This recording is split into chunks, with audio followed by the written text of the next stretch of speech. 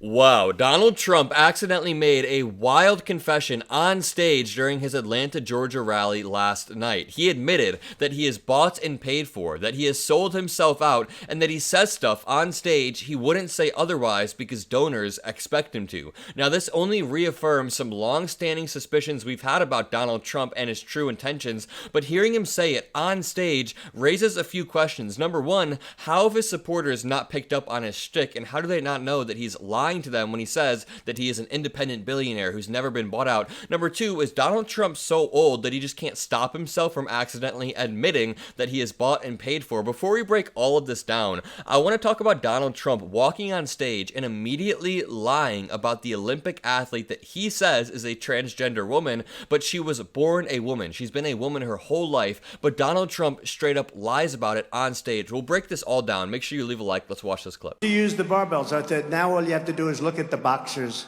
This young girl from Italy, a champion boxer, she got hit so hard she didn't know what the hell hit her. It's a person that transitioned. He was a good male boxer.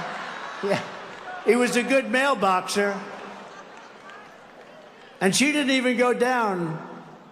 He hit her with 2 jabs, and she said, "I'm out."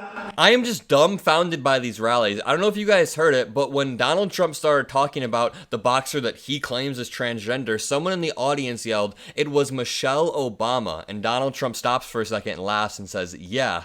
But number one, Donald Trump was lying when he said that the fighter was transgender. That is actually Russian propaganda in every sense of the word. The Kremlin has been strategically planting this transgender story, and Donald Trump and the Republicans bought it. Number two, when Donald Trump says that you only have to look at the shorts of the boxers, it only reaffirms that Republicans are so obsessed about genitalia. Republicans are constantly talking about kids' genitalia, the genitalia of women, the genitalia of trans people. They are so obsessed with it, they can't get it out of their minds. And then they try to say that we're the groomers when they are the weirdos. Now, here's a side-by-side clip of VP Harris's rally at the top. You can see all of the blue signs versus Donald Trump's rally at the bottom with the red hats. Notice which rally has more empty seats. It's actually really, really funny to notice which rally has way more enthusiasm. Honestly, Donald Trump rallies have been lacking enthusiasm lately. I mean, they danced a lot at the RNC because that was right after Trump almost got assassinated, but nowadays, it really feels like they are down. There's like a rain cloud above their heads. So here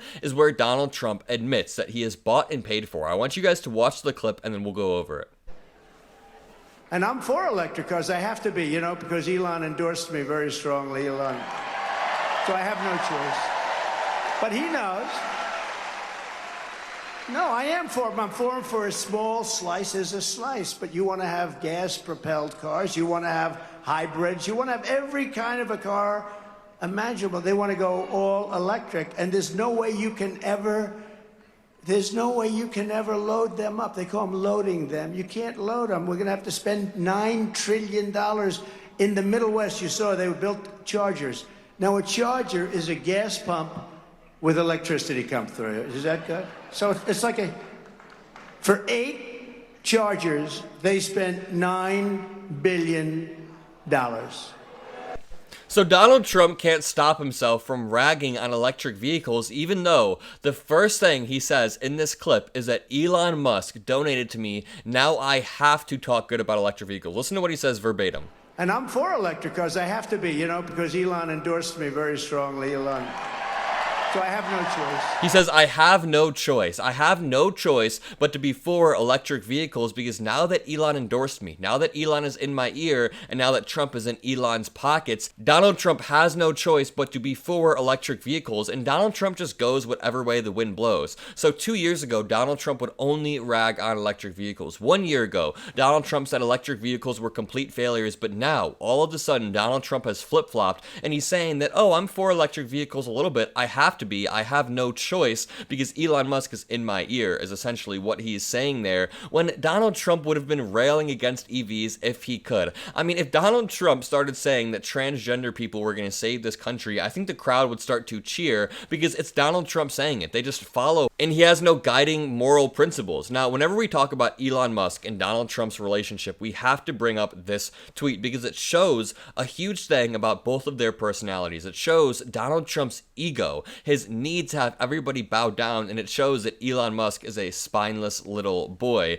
This reads, when Elon Musk came to the White House asking me for help on all of his many subsidized projects, whether it's electric cars that don't drive long enough, driverless cars that crash, or rocket ships to nowhere, without which subsidies he'd be worthless, and telling me how he was a big Trump fan and Republican, I could have said, quote, drop to your knees and beg, and he would have done it. And Elon Musk did successfully drop to his knees and beg. After saying just a few months ago he has no plans to endorse either candidate, he endorsed Donald Trump and said he is a badass that will save our country, even though Donald Trump has badmouthed Elon Musk so many times, showing Elon Musk has no self-respect, no spine. He only cares about gaining power within the MAGA movement by floating conspiracy theories about Nancy Pelosi or her husband. Now, Elon Musk also opened America PAC, which is a new super PAC that is tricking voters into thinking they have registered to vote. I went over this in a video, but I want to highlight it because it's super important. If a voter in Michigan performs a search on Google, a somewhat shocking ad might pop up. It shows a young man lying in bed and it says, quote, hey, you need to vote. It shows Trump being rushed off stage with blood pouring down his face. It says, this is out of control. How do I start?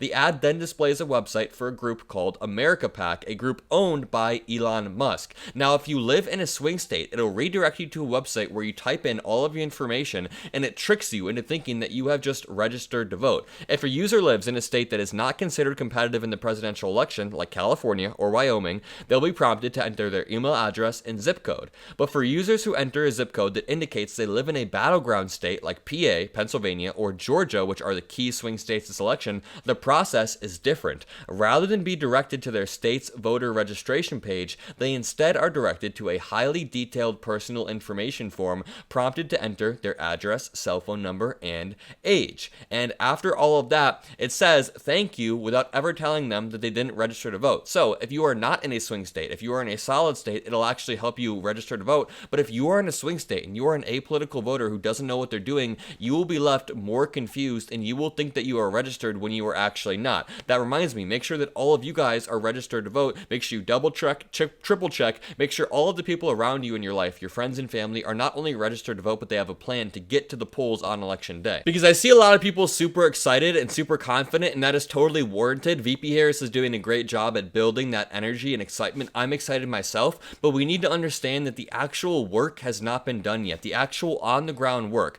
of canvassing, door knocking, registering voters. Hell, if you can't leave your house for one reason or another, say you're super sick, you can find ways to phone bank. You call voters and you help them understand what's at stake and register them. Or you can donate $5 to $10 if you have that money. If you don't, there are ways to help for free, but there are so many ways, so many channels for our voices to be heard in our democratic country. And on one hand, it's kind of beautiful because we don't live in Russia. We live in America where we can get out there and we can make our voices heard. But on the other hand, all of this is at stake if Donald Trump wins. So make sure you leave a like on this video to help boost the message, comment a blue heart, hit that subscribe button. Most importantly, have a great day.